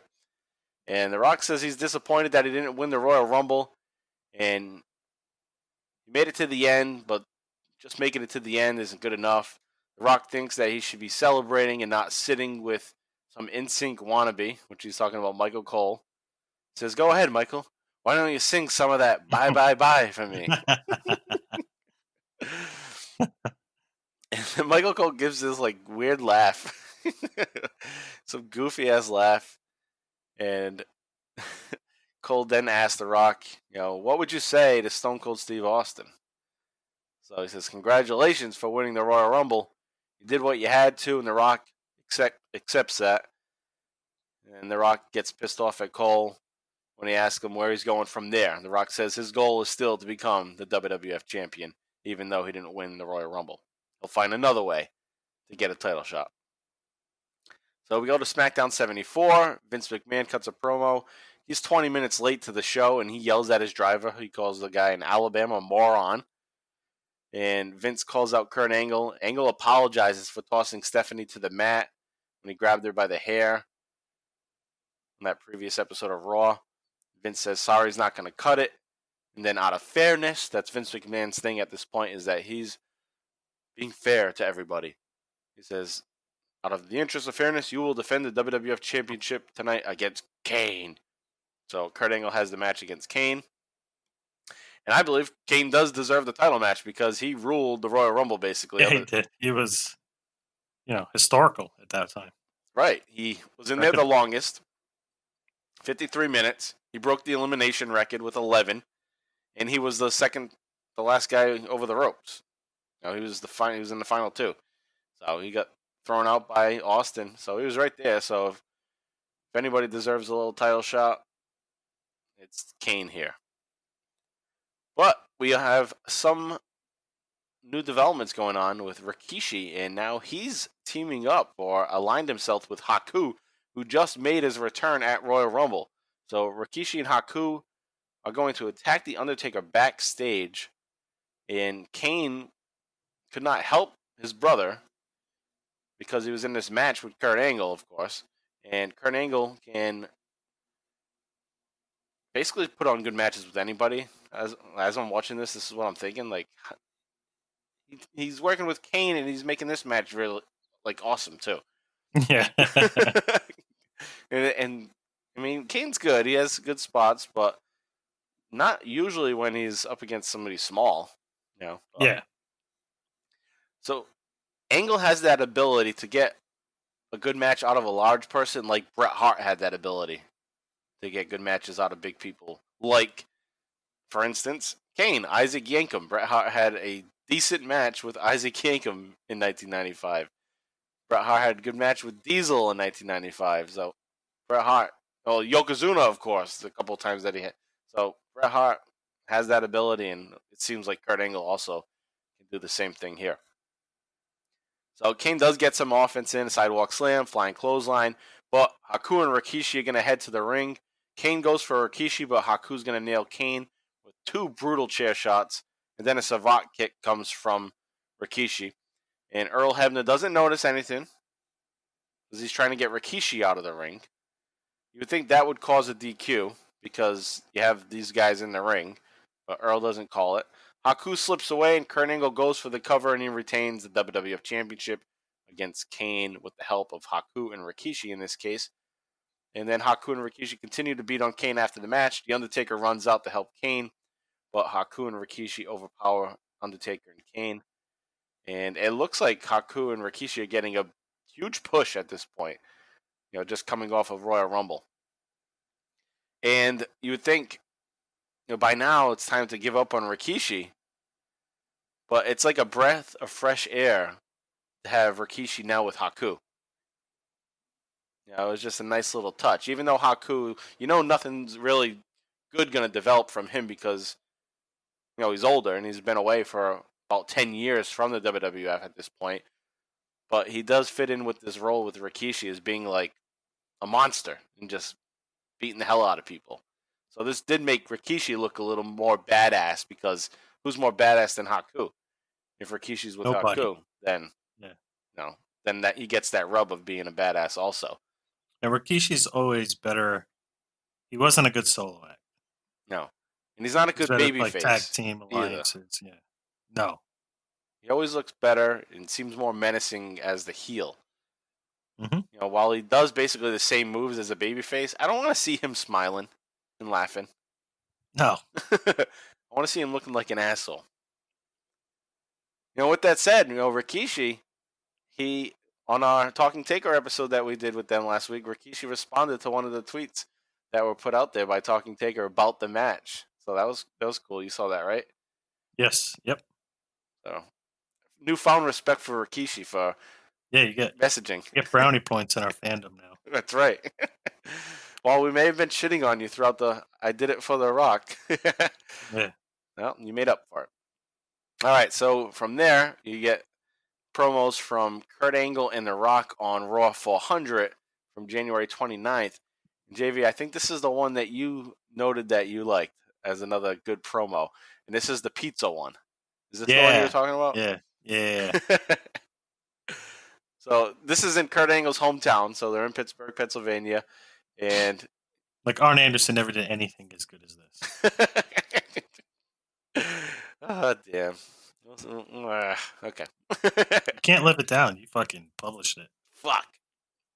Oh, man. Basically published it. Yeah, I put it out there. Yeah, it was published. Yeah. Put it out there with a stranger. Yeah. All right. So anyway, Kurt Angle says that he's the most respected sperm. No, The Rock says that, right? He's the most respected sperm donor in Pittsburgh. No, he says that actually. He says more women want me to donate my Olympic seed to the local clinic than any other person. It's true. It's damn true. And then he goes on to make fun of Mario Lemieux. Yeah. And they play a clip, and he says, "Oh, I'm the reason why he came back." And he says, "There's going to be a number one contenders match, and we're going to find out who's going to defend this championship against on the upcoming SmackDown Extreme." So The Rock comes out at that point. The Rock says that Angle, what he had to say about Mario Lemieux is the biggest bucket of penguin piss that he's ever seen. But then The Rock brings out this footage of an old commercial from maybe 4 years ago when he was in the Olympics. And it's a local pizza company, I guess, in Pennsylvania called Pizza Outlet. Pizza Outlet. Pizza Outlet. That sounds like you would want to eat there. Pizza Outlet. It's like going to like a Levi's outlet. Yeah. Oh, I'm going to go get a special deal at the Levi's outlet and get some new jeans. Like, why would you want to have pizza from a pizza outlet? Like, why not? Is it like the knockoff pizza? Is it like the leftover, the cheap dough and the low-cost pizza? I don't know. They just have like every fucking topping you can think of. Like, pizza outlet. I would have totally ate there. Yeah, I would have too. But anyway, they have this commercial, and Kurt Angle opens the door to get his delivery pizza, And then he opens up the box, and the peppers are fighting with each other, and the mushrooms, like the referee or something. And they're having a little match. Yeah, so fucked up commercial. It's out there on YouTube. Just put Pizza Outlet Kurt Angle commercial, and you'll find it. But Kurt Angle's all embarrassed by it. And The Rock's like, Kurt, what in the blue hell was this? And then I think the part that maybe that you like the most, because this one worked for me, is when The Rock says, who do you want to be in this? Who do you want to be the number one contender? And Angle had said previously that it doesn't matter who's in. I don't care who's in the match. So The Rock says, it doesn't matter who you think doesn't matter. Hook, line, and sinker. Good one there. And then The Rock tells Angle that he will be the winning participant and he will see him on Thursday. And then out of nowhere, Big Show comes down and attacks The Rock on the ramp, and Angle's all laughing and happy. But then the Big Show also points out to Angle, like, I'm coming for your title. He does the little belt motion. Coming for it. Big ass Big Show. Yeah. So then we have that number one contenders match on Raw 400 from January 29th. And the contestants in that match were The Rock, Chris Jericho, Chris Benoit, and the Big Show. And The Rock's going to win. As I mentioned a little earlier, he gets the title shot, and we know what happened there. Kurt Angle retained with the help of Stone Cold, doing the 3 count on a knocked out Earl, and screwing Triple H, and also screwing The Rock out of the title. So from there, we move on now to the IC title scene, and Chris Benoit, Big Show, Jericho, The Rock, they're all involved in this also. So on Raw 399, Jericho had just won the IC title the night before Chris Benoit at the Royal Rumble in a fucking awesome ladder match that we talked about last week. 5-star ladder match, in my opinion. Same. Yep. So The Rock had eliminated the Big Show in the Royal Rumble match, but then the Big Show put The Rock through a table at the Royal Rumble. So all these guys are having issues with each other. So Chris Benoit and the Big Show are teaming up to go against Chris Jericho and The Rock in this match here on Raw 399. Decent match. Most of the match is Benoit and The Rock working with each other. The Rock's going to knock Big Show out with the ring bell. Benoit applies the crossface to The Rock. The Rock's going to reach for the rope to break the hold. Jericho comes back out to hit Benoit. Jericho was injured earlier and had to leave, and now he came back to make the save. The Rock hits the rock bottom on Benoit and gets the win. But then Big Show goes nuts and starts to chokeslam everybody. Chokeslams The Rock, Chris Jericho, and even his partner, Chris Benoit. So Big Show is back, and he's better than ever. JR even says, he's big and he's nasty. Just like what his name was supposed to be early on. Big Nasty. All right, from there we go to SmackDown 74, and it's an IC title match. Chris Jericho is going to defend against the Big Show. So the Rock's then come out prior to the match to join the commentary team. And as I said, Big Show is kind of a monster at this point. He's back into that monster mode. Jericho is the new champion, and he's selling to this monster heel during this match. The Rock praises the Jericho-Benoit ladder match. He says it's one of the best matches that he's ever seen. So that's telling right there of how good the match is, that The Rock is actually going to put that out there and say that that's one of the best matches he's seen. Jericho-Benoit. Wow. Yeah. Big Show hits the finisher, and it's called the final cut. Benoit then runs in, attacks Big Show, and causes a DQ. Real quick though, that's an actually pretty dope move for the Big Show. Yeah, it's better than a It's like slam. what is it, like a sit down side slam or something? Yeah, right. It's like a reverse side slam. Yeah, it's cool though. It really works. Actually, yeah, it's like the slop drop, what Henry Godwin did. Yes, yeah, yep. But it looks a lot cooler with Big Show because he's such a big bastard. Right. And it looks like, that sucked. Yeah. Right. Yeah, it is a cool move. And I like the name The Final Cut because he's the Big Show. So that worked. So Benoit then, like I said, he runs in, and Benoit is pissed because Benoit got chokeslammed by Big Show on Raw when he was his partner. So he's like, what the fuck you doing to me? So Benoit comes down and goes after him. And then the Big Show is going to also go after The Rock after the match, who's sitting at commentary. Jericho dives out and hits Big Show, dazes him, and then The Rock hits the rock bottom on the Big Show on the ringside mat. So looks like we're building up to a Rock Big Show feud in a sense at this point too. And then on the Extreme episode of SmackDown from February 1st, Chris Jericho will defend the IC title against Taz. And I guess this is where you make the connection with Extreme. So Taz gets a little TV time because of this Extreme edition of SmackDown. So he gets a title shot here, and Taz accepts the challenge as the Extreme opponent. And Jericho wanted somebody extreme to come out, so Taz came out, and they had decent match, solid enough match. But Jericho retains, of course, and Taz is just kind of in no man's land, like a WWF purgatory where he's stuck, Yeah, he's talented, but they don't know what to do with him. Right. I mean, it seems like, his fucking entrance music is cool. Oh, it's awesome. Yeah. Yeah, it's so cool. I don't know, he has enough energy and charisma I don't know. He has that quiet charisma. It's weird. Right, I get what you're saying. Yeah, he just looks legit, even though... It's weird to me they can't find a spot for him, but, Stevie Richards is getting fucking lifetime. Oh my god, yeah. Yeah, you know what I mean? Right. That's crazy. Alright, so on to the tag team title scene.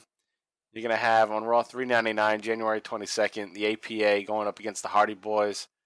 The Hardy Boys, Jeff Hardy hits the Swanton on Bradshaw, but Farouk is the legal man and then slams Jeff Hardy and gets the win.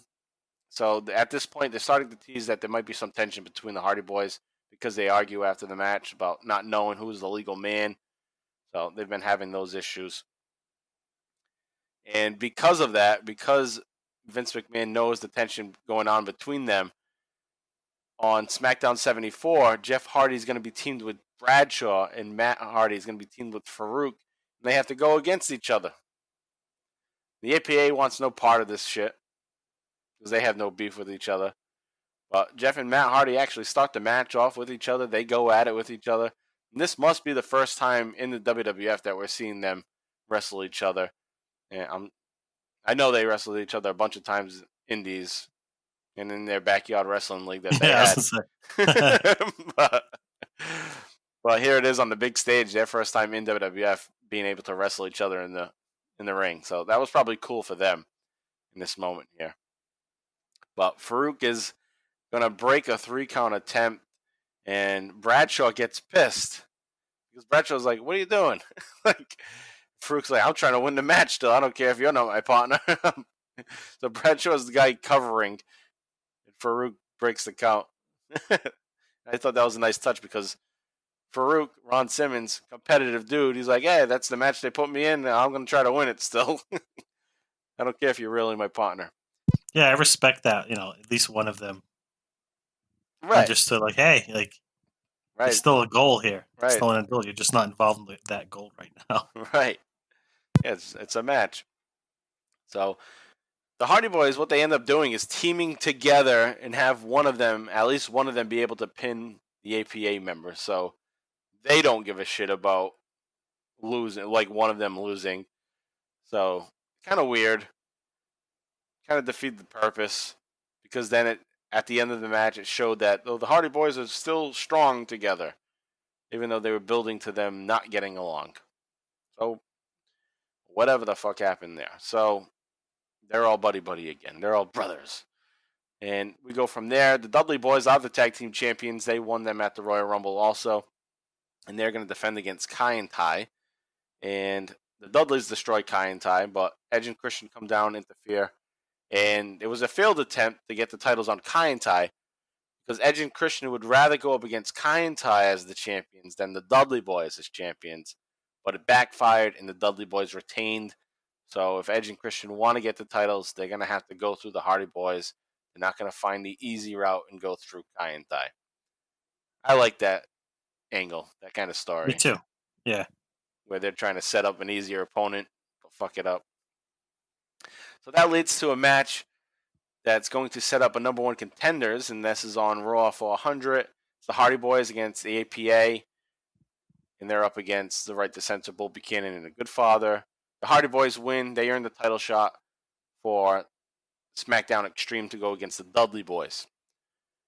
Okay, but prior to that, Edge and Christian, actually not prior to it, because the first match on that show was the tag team title match, and it was a tables match, and it was a hell of a match, and definitely worth going back to watch. One of the standout matches here on the Attitude Era update is this match between Dudley Boys and Hardy Boys from SmackDown 75, February 1st. There's a cool spot at 6 minutes and 39 seconds. Bubba is set up for a superplex to Jeff through a table, but Matt Hardy sacrifices himself and jumps from the top rope to break the table. Keep in mind, it's a tables match, so if Bubba was able to suplex Jeff through the table, the Dudleys would have won. But Matt Hardy, seeing that that was about to happen, he jumped off and broke the table himself so that Jeff wouldn't get smashed through it and lose. So cool spot there. Creative thinking, because it would take an aggressor to put somebody through the table for it to actually end the match. Matt Hardy just suicide dropped through it himself. So cool shit there. Good match. Like I said, overall, worth going back to check out. The Dudley Boys retain the tag team titles here. And great way to start SmackDown Extreme. And then from there, as I said, another tag team match. Edge and Christian are going to go up against Kai and Tai because of their newfound feud. Edge and Christian were trying to use Kai and Tai. And Edge and Christian laugh about being challenged by Kai and Tai. And Kai and Tai says they can't wrestle because Funaki has a rash. And they're getting back at ENC for messing with them the prior week. So Taka does introduce to Edge and Christian that they will be up against the APA. So we can't wrestle tonight, but you got the APA. So Kai and Tai is fucking with them here. So I thought that was cool too. Like, all right, you thought we sucked, and you thought you were just gonna help us get the titles and then beat us for the titles. Well, guess what? We can't wrestle tonight because we have a rash, and you have to go against the APA instead.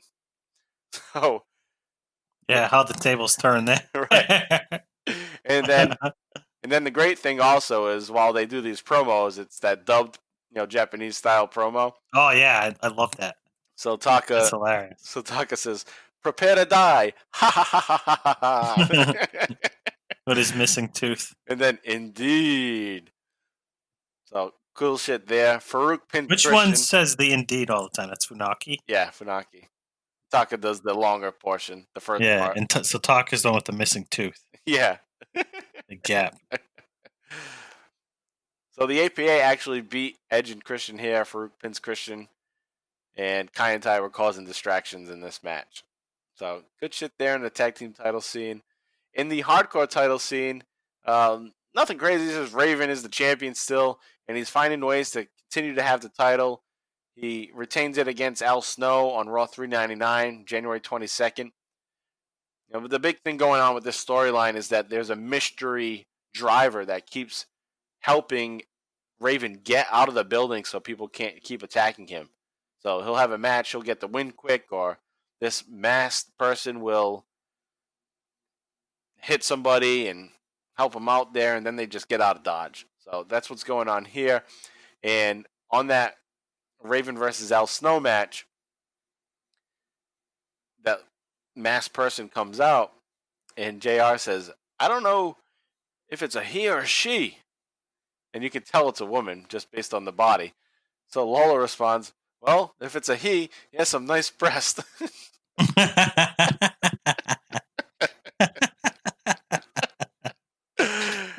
That was great. Lola, keeping it real. Yeah. And then the following week on Raw 400, January 29th, Raven is going to defend against Crash Holly. Same shit as always with these hardcore matches, fight all over the place. Crash is going to slam Raven's balls into a tree. Then Raven's driver shows up and smashes Crash with a pole. Molly goes after the driver. So now you see that we're setting up for Molly feuding with this masked driver. Raven grabs Molly's leg. The driver hits Molly, and Raven pins Crash to retain the title. And then they get back in the car and drive off again. So we got a mystery driver.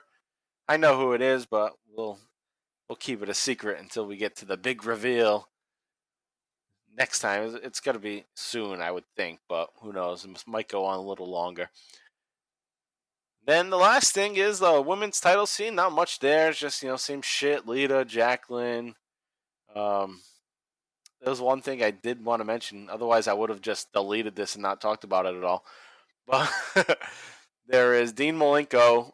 He's sitting back and he's at WWF New York and he's drinking a martini. And he says that, it's tough being away from Lita during his injury. They'll be back together soon. So Dean Malenko is basically delusional Dean at this point. He thinks he's in this relationship. JR says, look at Dean checking out Lita like a dirty old man as she enters the ring. Lola responds, what do you mean, old man? What do you mean, dirty old man? And then JR responds to him, well, look in the mirror. Burn. Some of these jokes are so subtle and you don't get them at the time until you learn more about what they're really like. Then you get it. It's like, shit, they were ribbing each other all the way back then. Most people didn't even pick up on it. So funny. Because, that's Lawler's reputation is to go for the younger girls.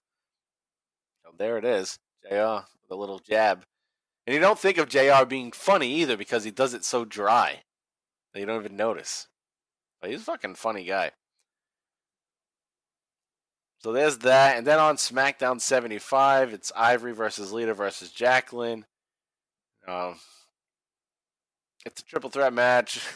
Lita hits a moonsault. She takes her shirt off before she does it, just to pop the crowd, basically. Yeah. I used to pop for that, too. It's like, all right, you're going to do this big move, but take your shirt off first. That's cool. Ivory's going to run down and toss Lita out of the ring. Ivory retains the title after she pins Jackie. So Lita hits the spot. Looks like Lita's going to get the win there, but Ivory comes in last second, throws her out, and retains the title. So the censor music continues to blare as they hang on to the titles once again. All right, so we'll move on now to our bottom line wrap-up. And we got a house show rundown, and there's actually a good amount of dates to go through. So let's start with that. On January 26th in Cleveland, Ohio, The Undertaker, Kane, and Steve Austin are going to defeat Triple H, Rikishi, and Haku in a no DQ match when Kane pins Rikishi after a chokeslam. And then from there, the next night, January 27th in New York at Madison Square Garden, we have a similar match. We have The Undertaker, Kane, Steve Austin, and The Rock this time defeating Triple H, Chris Benoit, Rikishi, and Haku. So now The Rock and Chris Benoit added to that match. The Rock is going to pin Chris Benoit with the Rock Bottom. After the match, Austin hits the stunner twice on Triple H. January 28th, 2001, in Philadelphia. Back-to-back nights here. A lot of action. So in Philadelphia, The Rock and Steve Austin team up and they defeat Triple H and Chris Benoit in a no DQ match when The Rock pins Benoit with the Rock Bottom. So while all three of those matches are similar, they're all different. Different combinations. So you had a tag match, a eight-man match, a six-man match. So mixing it up a little bit. Usually it's just the same thing over and over again. Yeah, they're like almost practicing. Right. I mean, while many of the spots were still probably the same, it's just a little different for each crowd. And then on January 31st, this is a little different because this is not exactly a WWF show. It's related, but it's a little different. And Austin's going to make a special appearance for Ohio Valley Wrestling, which was their developmental wrestling group at the time, which was run by Jim Cornette. This is in Louisville, Kentucky. And Kane is going to pin Leviathan with a chokeslam after Stone Cold interferes and hits the stunner on Leviathan. Leviathan was or is Batista. Batista. Right. Yep. So early Batista here in January 2001, getting a stunner from Stone Cold. And also the Hardy Boys were there. That happens moments after the Hardy Boys and Lita prevented the interference from the Disciples of Sin, which I don't recall who they were. Maybe I'll do a quick little check right now because I don't. Yeah, remember. check. I'm curious. Disciples of Sin. All right, so that was a group that involved Leviathan, and it looks like. Well, let's just see. One of the, I guess, the manager looks like is Jim Cornette's wife. All right, so there's Leviathan. That's Batista. All right, Bane is Tyson Tomko. Tyson Tomko eventually made his way over. Damien is Brian Logan. I don't know who the fuck Brian Logan is. Looks like a nobody. Brian Logan. Okay. He's nothing. Never heard of him. Nope. Seven. Who's seven? Kevin Thorne. Okay. So basically it's Kevin Thorne and Tyson Tomko, Batista, and their manager is Sin, which I'm pretty sure is the real life wife of Jim Cornette today. All right. So there's that. So there's that was called the Christmas Chaos Show, and it was meant to be around Christmas, but it had to be delayed, so it ended up being January 31st. And Stone Cold not only does that appearance in that match, but he also does cut a promo that you can go take a look at on YouTube. And usually it would play it, but the audio is not that great, so I didn't want a bunch of staticky. It basically is like audio from a handheld camera, so it came out pretty shitty, it seems. That's the quality of Ohio Valley Wrestling at the time, so I didn't want to put your ears through that. But if you want to do it on your own time, check out that promo. Available on YouTube. All right, so let's move on now to our oh hell yeah moment of the week. I'll kick off first because I did mention it earlier, and I just like the cat and mouse games between Triple H and Stone Cold, and mainly the one that I liked was just Stone Cold sitting in Stephanie and Triple H's locker room, downing a bunch of beers, and then just going to take a shit in there. And then just like, all right, you got to wait for the plumber because I just clogged the toilet. So long. Nice seeing you guys. So I enjoyed that. That would be my oh hell yeah moment of the week. JV, what do you got?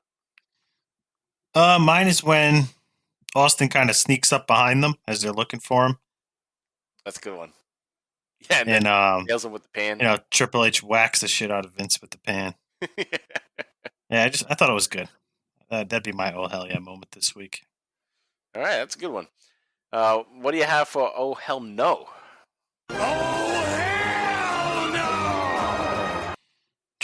Triple H's opening promo on what was that, Raw 399 or SmackDown 70? I think it's Raw 399, the one where he just goes on a little bit too long. That one. Yeah.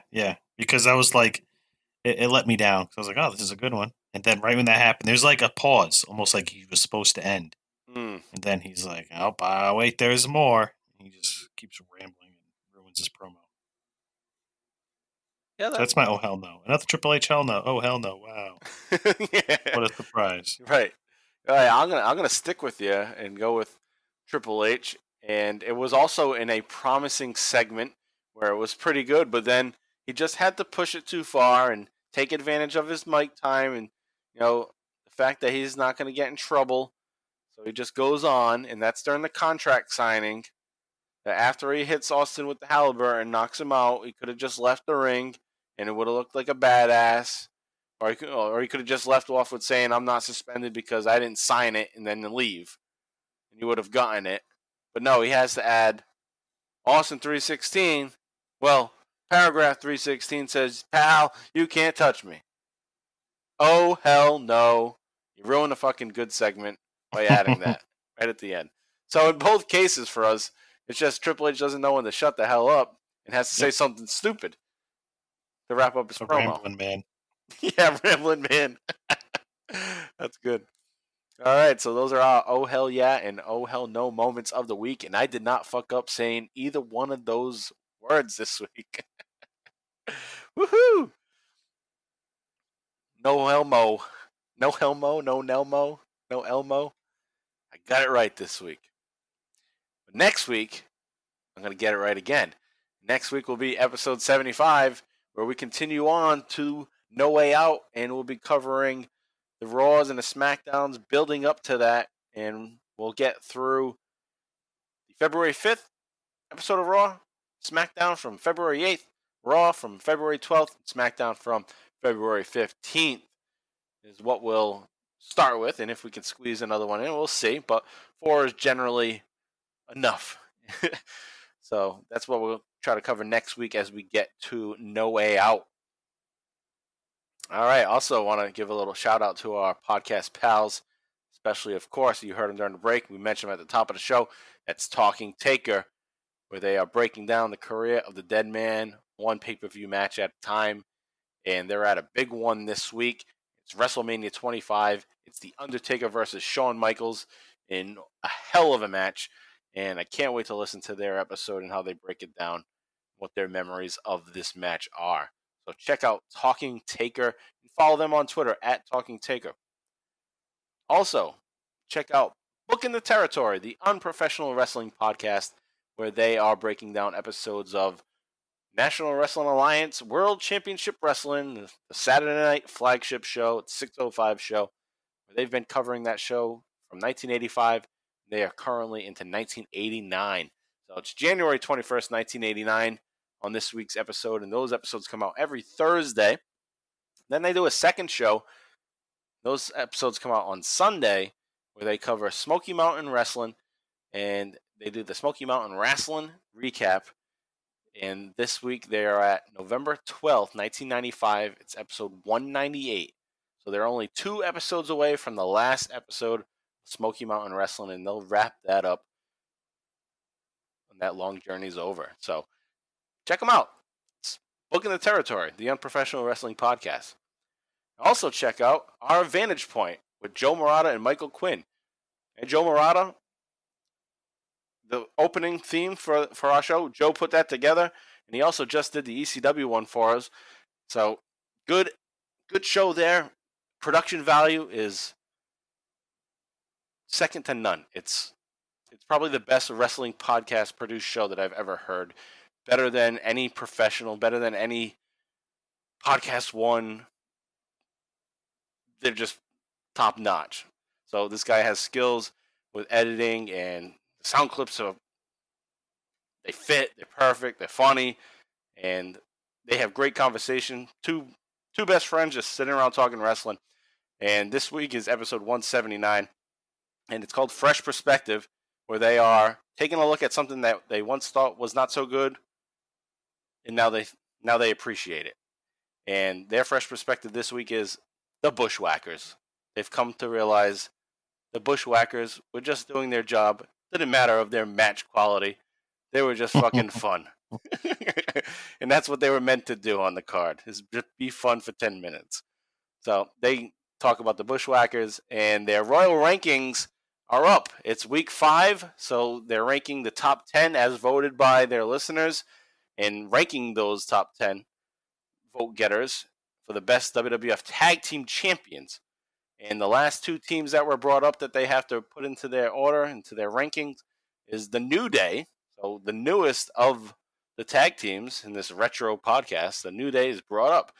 And they'll rank them, and they'll also rank Edge and Christian. Put them in order. So the best tag teams is concluding this week, and then next week they'll do the last 2 of the worst tag team champions. And of course, in their last segment, they always do a review of a wrestling show, and this week they're reviewing WCW Pro Wrestling from November 27th, 1993. So check them out. It's OVP, our Vantage Point. You can find them at OVP Podcast on Twitter. Also, check out our friend Jay Free from Free Your Geek. Jay Free is kind of taking a little hiatus on shows, but he has some shows in the works, so he'll be back in action with some new episodes shortly.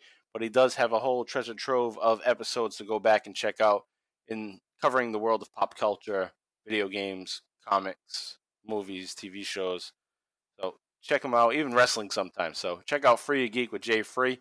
And with that said, it is June, and that means that Jay Free will be joining us again soon for a special monthly bonus episode, which may come out next week or the week after. So stay tuned for that. Jay Free will be back with us for that, where we're going to talk about what's been going on in wrestling this past month through the month of May, and do a little special topic of WWF 1995. So we'll talk about the good and bad of WWF 1995 on the next monthly bonus with Jay Free. And also, JV and I do the Extreme ECW livecast on the Book in the Territory Patreon $5 tier. And this week, we are releasing a new episode, episode 25, where we are going to watch along with ECW Hardcore TV, episode 52 and 53 from April 12th and April 19th of 1994. Again, that's on the Book in the Territory Patreon $5 tier. So that'd be patreon.com/Book in the Territory. And you can sign up there. Sign up for a month. Check it out. There's a lot of good stuff there that they put out there. Then if you want more of JV and I, check out that show. Like I said, 25 episodes of watch-alongs for ECW Hardcore TV, plus 3 Supercard specials. So 28 episodes in total over there that you can check out. We have a few free ones on our Bottom Line Cast feed. We just put one out last week. So if you enjoyed that, maybe that gave you a little taste of it, and you get more at that Patreon $5 tier. All right. So with that said, we're going to head out of here. Thanks, guys, for listening, as always. And also, one other thing. Please consider giving us a 5-star review on Apple Podcast. Okay? Whether you click the 5 stars, or we'd love it even more if you do a write-up. That'd be great. So please consider doing that if you're enjoying the show. Just a way for us to see that you actually do enjoy it and help, spread the word about it too. It also makes it easier for us to be found on Apple Podcast. So help us out there. JV, any final words before we head out? No final words tonight, brother. All right.